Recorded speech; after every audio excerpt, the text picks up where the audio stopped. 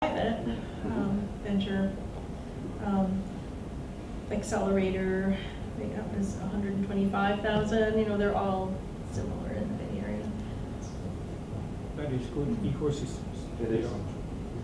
As we like to have such an ecosystem. Okay, you are so your stage of commercialization is so advanced, more than us, because we have not easily to even attach to financial parts, for example, whether we see angel funds or even bank itself on the technology variability, whether how you judge these things. And then I've been talking to a lot of bankers and VCs. They say that technology cannot be sold. It's no cost. Either failure, then they don't know what to do with it. So that's why they don't want to finance, because they are doing something like that. But probably only some certain very specific, which is very rare in Thailand, are running this. This is one of the good rare cases. That's why I asked him. Okay, and then the ecosystem of having such a thing that you have talking about, that we don't have ecosystem like that. And then probably maybe another, because we haven't geared up on rotating the wheel yet.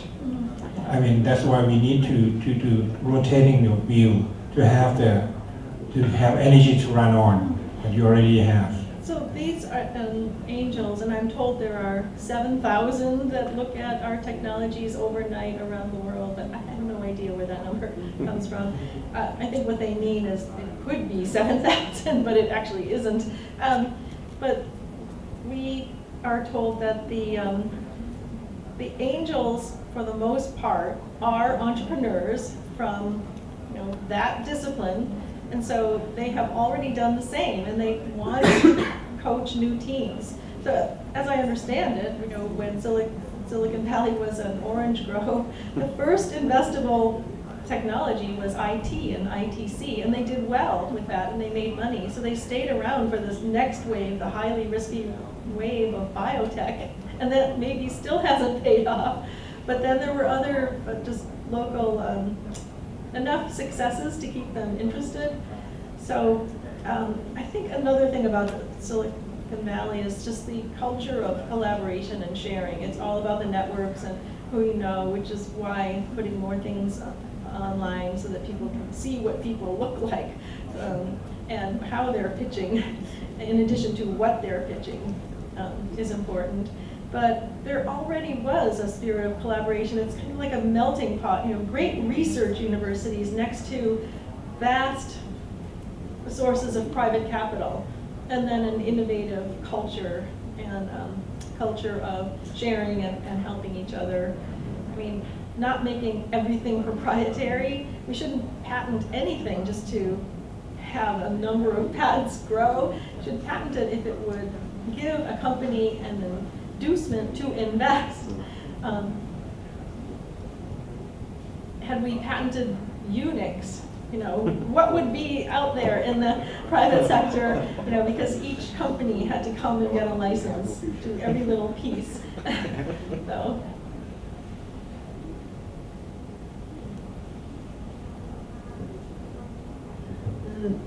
According to the things you just mentioned about the program Lab to Market, does it include a kind of like the investment or the fundraising for anything related to translational research in order to increase the visibility of the tech or the increase the potential, let's say? Not yet, but it's right next to, I showed on the begin.berkeley.edu website, the funnel, and that's kind of on the left of the funnel when it's still big, but right next to those programs are the programs where the first money can come in, including the NSF-funded Innovation I-Corps.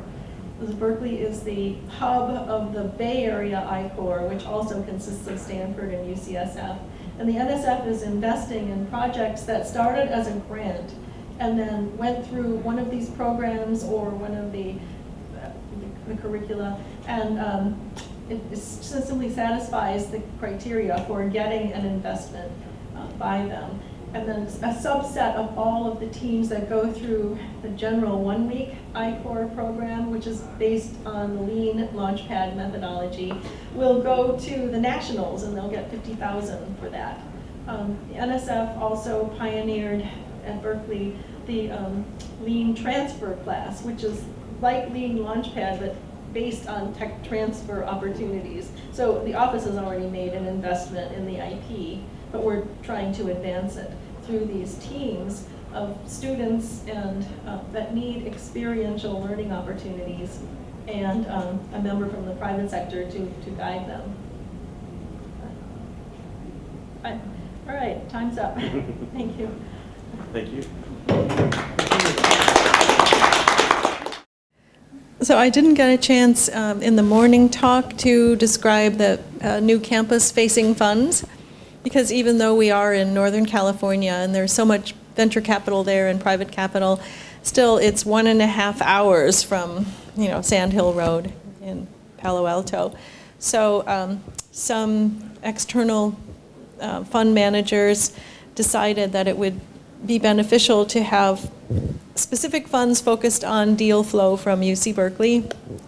And they were very entrepreneurial, and they figured out how to raise capital and then an investment model where they are sharing some of their profits back to the campus. So they are traditional 2 and 20 funds, 2% management fee, 20% carried interest. They have limited partners and general partners, but they will share 10% of the fund carried interest back with the campus. In the case of the Chemistry Catalyst Fund, to the Department of Chemistry. In the case of the Skydeck Fund, to the Skydeck Accelerator.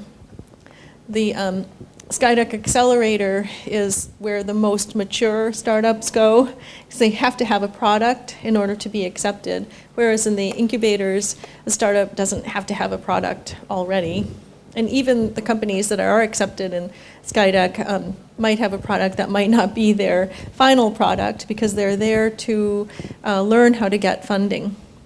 They're going through the Berkeley method of acceleration, and there are other programs to teach the Berkeley method of entrepreneurship.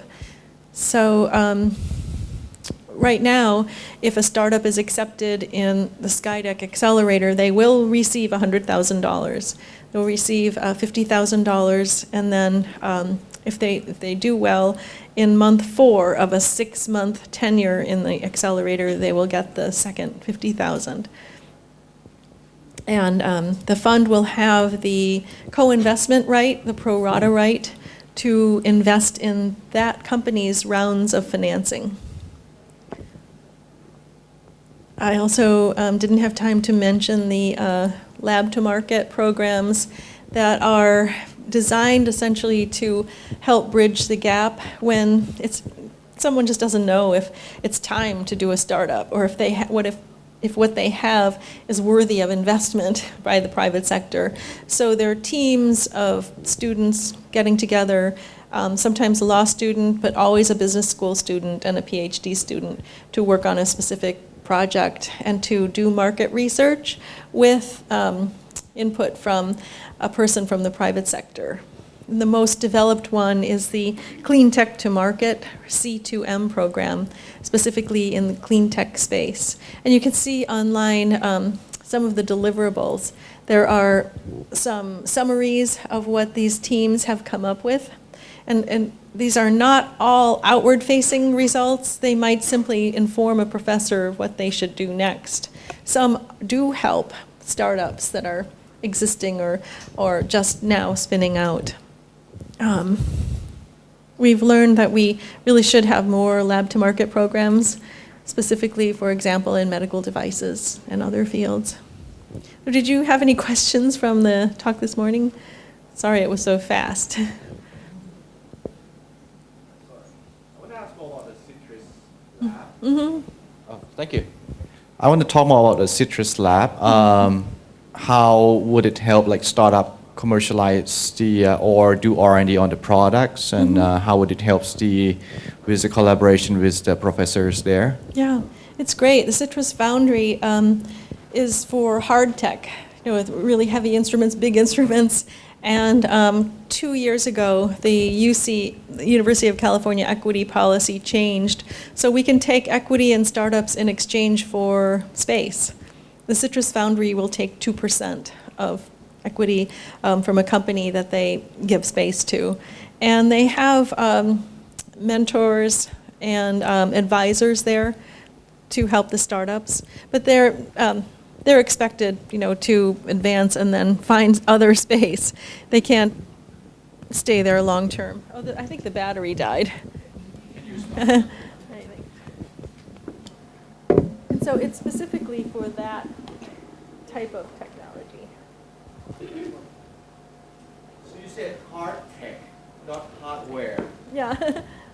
Well, I think it's just a more general category, and I actually learned that term from Citrus.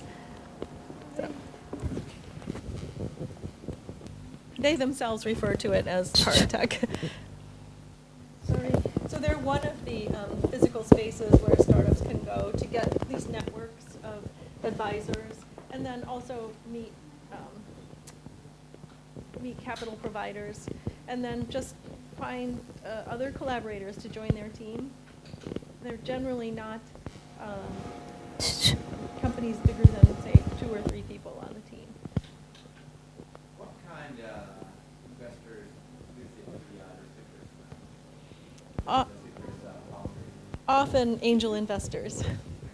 In fact, angel investors are the most numerous, and of course the earliest investments after personal savings and family. And they're so numerous in the Bay Area because they themselves are former entrepreneurs. And many are entrepreneurs of startups that spun out of Berkeley. And they just like being around the young startups and helping them. And there are some entrepreneurs and residents who are looking for the next company to join. They may not have more than, say, $25,000 to invest, or they might have nothing to invest. They're just looking for their next opportunity. Who are these entrepreneurs and residents? Are they basically like recent grads, or are they like experienced entrepreneur who just born, or? Yeah, generally they're experienced entrepreneurs, but we're not managing them and we're not employing them. Because if we were to bring them into the office and then have them go to these places to volunteer or coach, it could be, could be considered to be a conflict. Because the minute they're taking money from the company that they join, then they have a conflict. So they're simply hovering around, but they're very valuable, and we'll give them office space so that they can offer to help companies. And as a Bangkok-based enterprise or university, is it possible to invite these people to perhaps come and educate us, perhaps coach some of our startups or something like that? Mm-hmm. Yes, I'm sure. They go all over the world, and it's in the usual way. And the scientists go and engineers go all over the world because they collaborate globally. I mentioned that we have research institutes and joint research institutes in Shenzhen, and also in Singapore and the Philippines. But I didn't mention also that any startup that is accepted into the Skydeck Accelerator will still get the $100,000 in funding, whether or not it's our own IP from Berkeley. No, it looks like it's done. Okay. So, and we are getting many countries from overseas.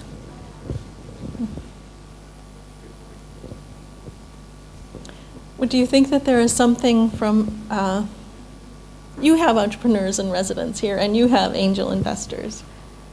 Not as many as in Berkeley. Not as educated and well-developed as those in Berkeley.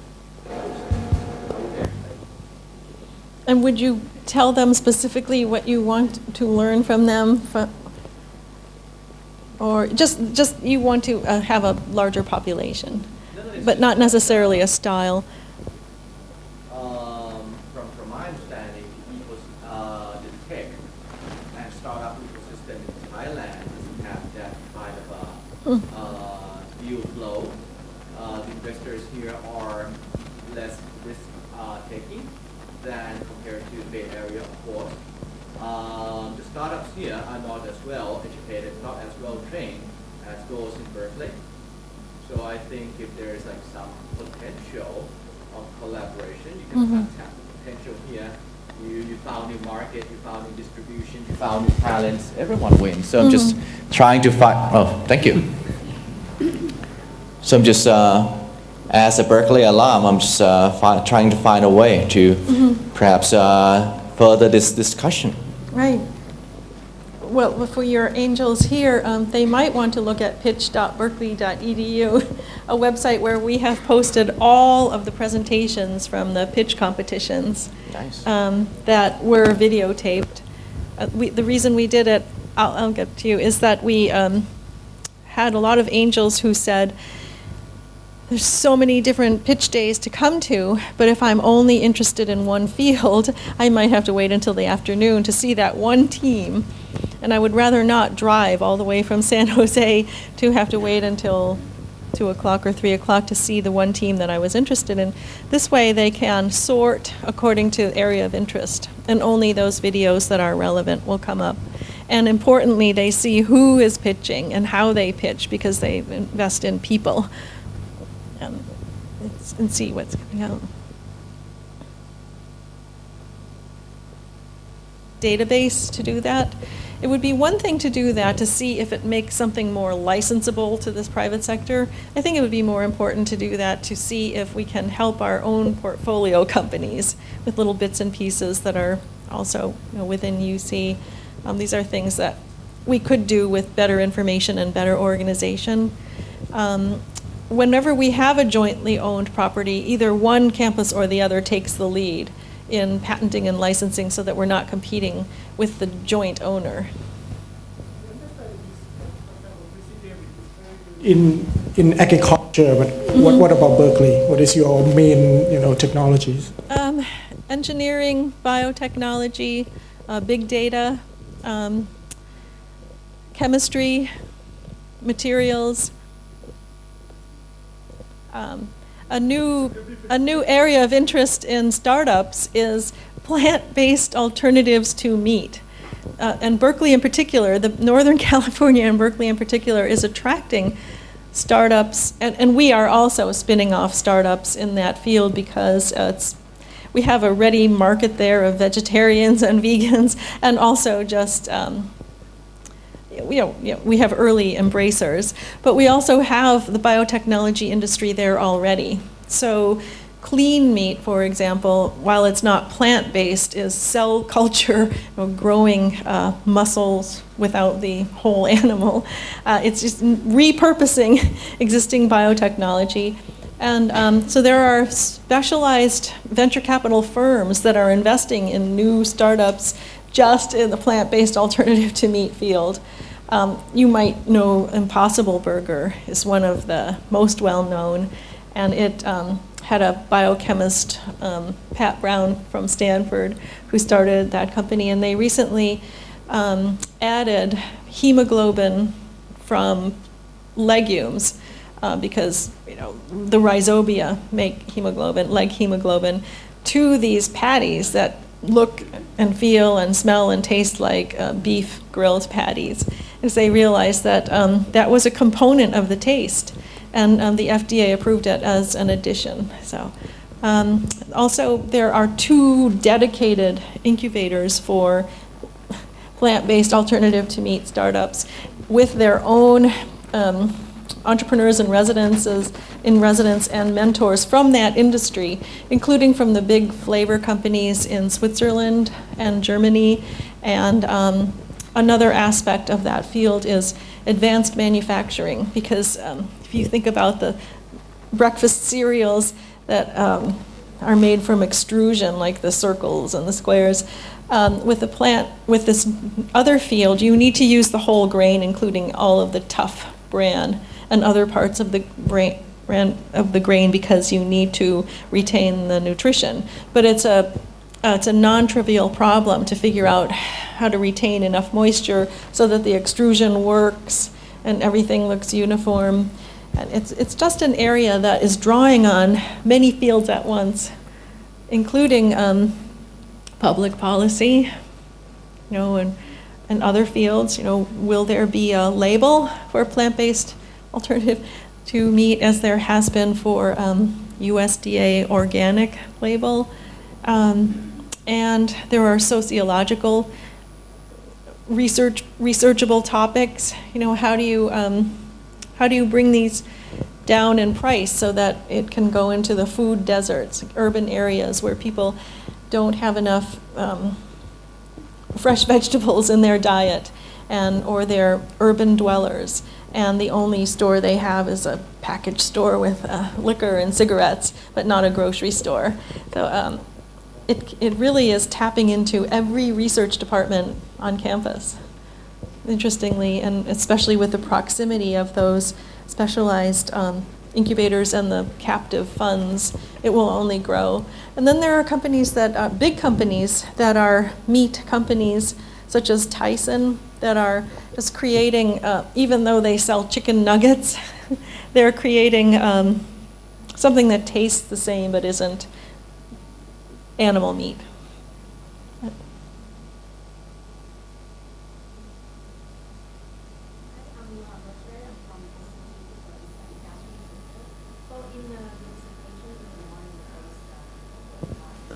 Consortium.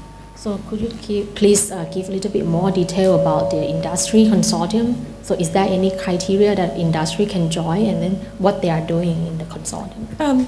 Well, we have two different types of things. Professors and postdocs can consult with industry to share their expertise and know-how, and those are agreements between the person and the company. The university doesn't sign that because we own the IP, but we don't own everything that they know. Until it's turned into IP, we don't get an assignment to it, so they are making those private arrangements.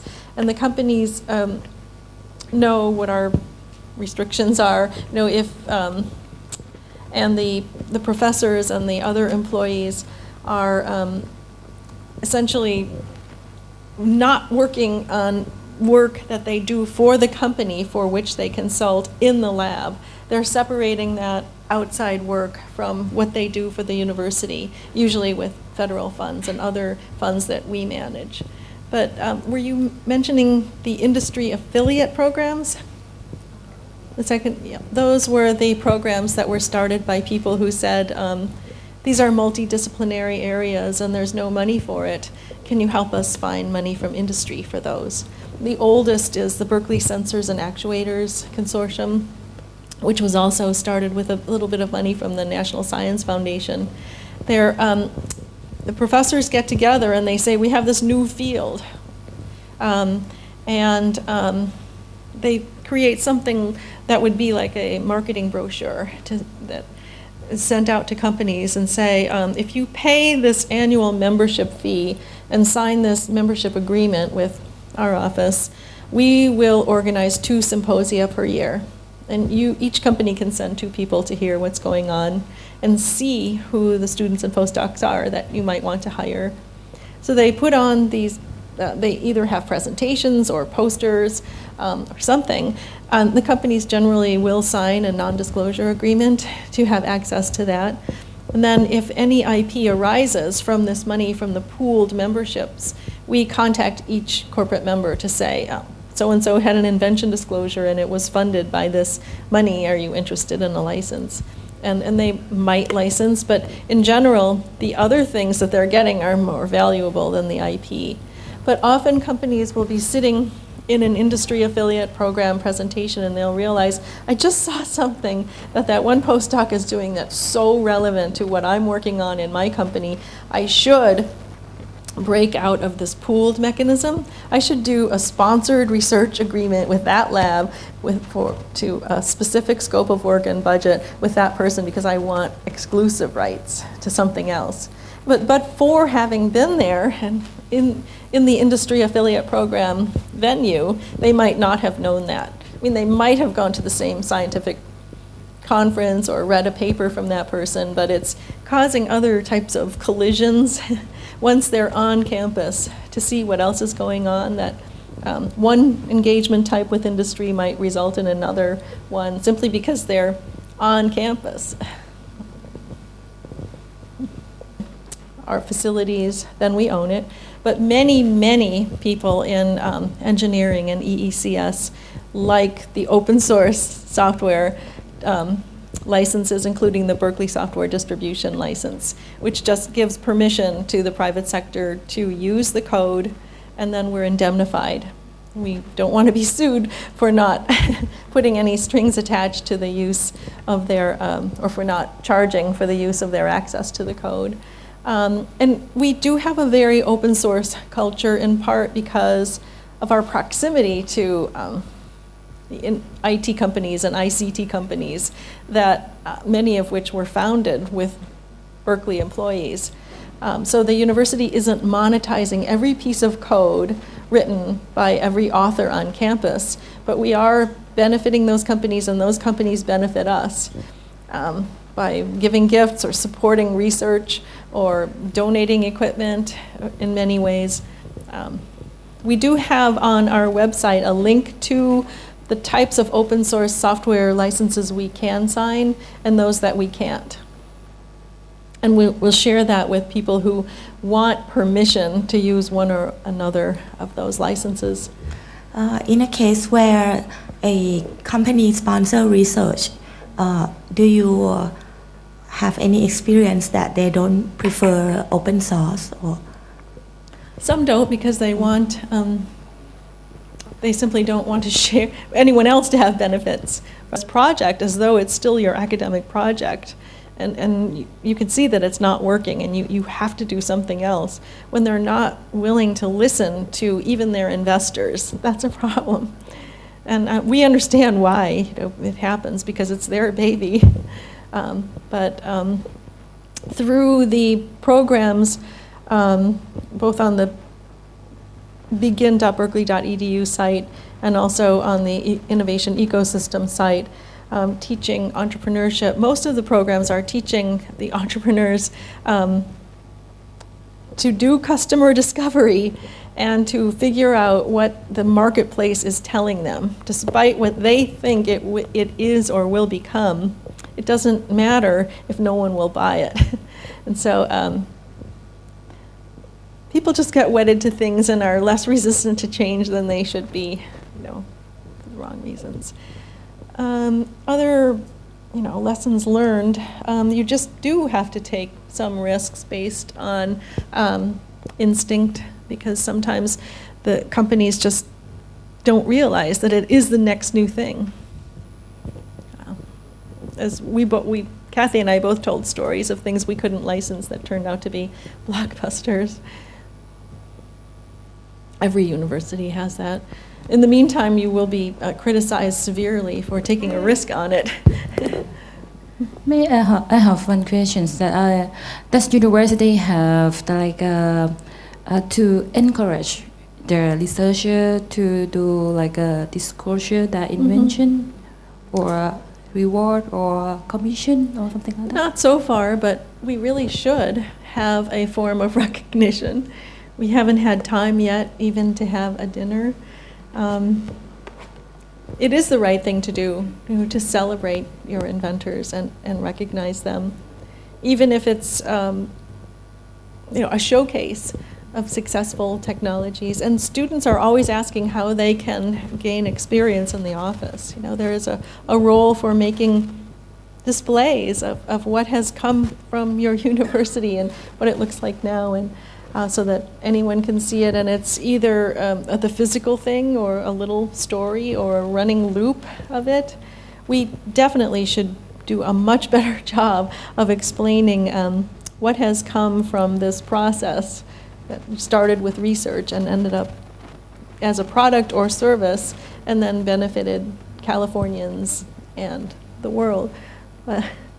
You need people to do that. Do you think, what are your royalty sharing policies here with inventors? 20%? Yeah, in the universities. I'm not sure in my university. So Kathy mentioned that, and yeah, Tsinghua has 72. And she said that she didn't think that it would induce more disclosures. But for us, it's an unproven hypothesis.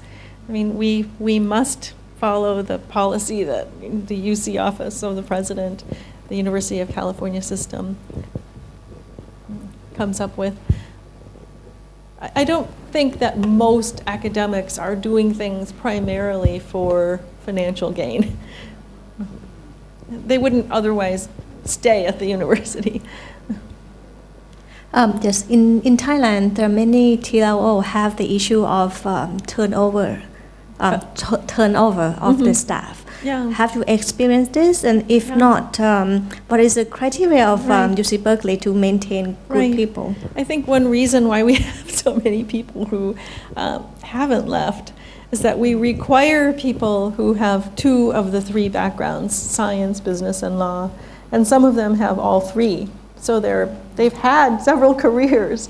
And also, it's very expensive to live in the Bay Area, so it would be difficult for someone who hasn't bought a house yet to take that job. And we pay more than many licensing offices, but it simply would be hard if you were at that stage of your life to buy into the Bay Area plus educate your children. So we tend to have people who just love technology and have done either all 3 or 2, science, business, and law, and are coming back because they love to be the first person to hear about something new. Or it's not only about maximizing your salary. And because to live in the Bay Area is understandable. And how about other UC kind of offices? Do they have any kind of same system as you do at Berkeley? I don't know. You heard that Stanford, which isn't UC, of course, won't hire lawyers to do the job. So we still hire lawyers. It's just that they have to have more than just the law background. I don't know what the hard, fast rules are for the other UCs, but we meet so frequently and we're all so well connected that I think our practices are somewhat similar. Plus we're drawing from the same region for our talent. What we don't do is take someone who hasn't had, the 2 categories of backgrounds and or doesn't have a real customer focus because we are service units and we have to have the attitude that you have to, sometimes you have to take the blame for things that you didn't even do. And it simply is a service unit. We are providing services and it is fun, but it's not only done for business purposes as you would in a company. And also at a university, there are politics, So you have to have people who understand that there are many shades of gray, and it's not like a company where your job, it's very black and white. If it doesn't make a profit, we're not going to do that. Well, at a university, we might, even though it doesn't make a profit, because we want to do it, and so does the professor. The shades of gray, sometimes people aren't comfortable with. I guess I have one data point. A long time ago, long time ago, a lawyer who wasn't making a good transition to the job because it's somewhat frantic. It's just a lot of stuff coming at you all the time. And you have a list of things to do, but you can't even do it because emergencies. So someone who was well suited for trusts and wills because of their personality might not be the best fit for what we do.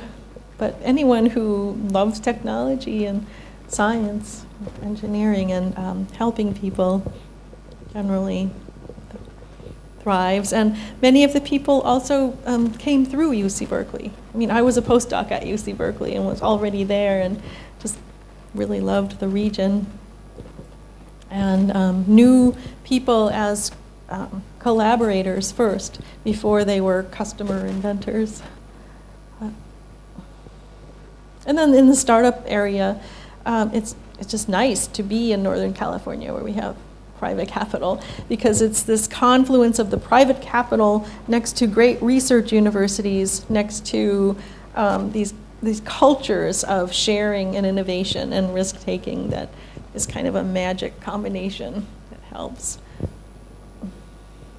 I think we're out of time. Thanks for coming. Yeah, I think we're exhausting you too much already. Thank you very much. Thank you so much. And some offices have in-house patent agents, or the Lawrence Berkeley Lab have that capability of just finding whoever would be the best to draft. And then, we might pick someone because we know they do a good job, and then the chemistry isn't right with the inventor. So we have to find another patent attorney, even though that might be the best. And and this can happen in so many ways. Sometimes the inventors are just so offended because they were told that something's obvious. Well, the Webster's dictionary definition of obviousness. But after that, essentially, the goodwill between the patent attorney and the inventor is down. The relationship goes downhill, and we have to transfer. We also don't like it when a law firm has a practice of giving associates most of the work. It's clear they're double charging for training them, and it's clear they're not really paying attention to what they're doing, quality checking all of their work. Do you have experience with in-house drafting? So we draft all of our patents in-house. We have a team of 2 Thai patent agents, actually 3, although one only does administrative work management. And I'm a U.S.